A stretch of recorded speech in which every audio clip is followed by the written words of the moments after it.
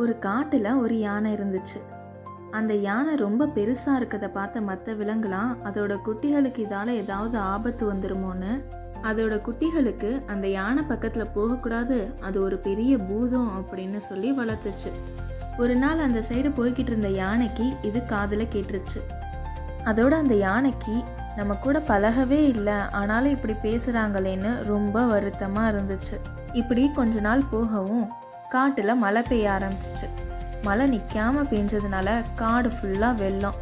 அந்த குட்டி விலங்குகளுக்கெல்லாம் அதை சுற்றி தண்ணியாக இருந்துச்சு. ஏதோ தீவுக்குள்ளே மாட்டிக்கிட்ட மாதிரி இருந்துச்சு. அப்போ அந்த வழியாக யானை போச்சு.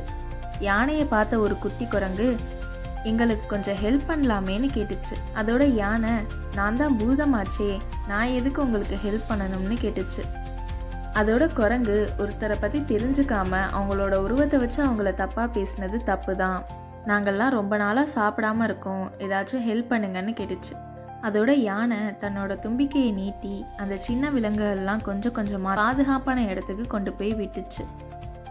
அதோட எல்லா விலங்கும் தன்னோட தப்பை உணர்ந்து யானைக்கிட்ட மன்னிப்பு கேட்டு எல்லாரும் சேர்ந்து வாழ ஆரம்பிச்சிச்சு.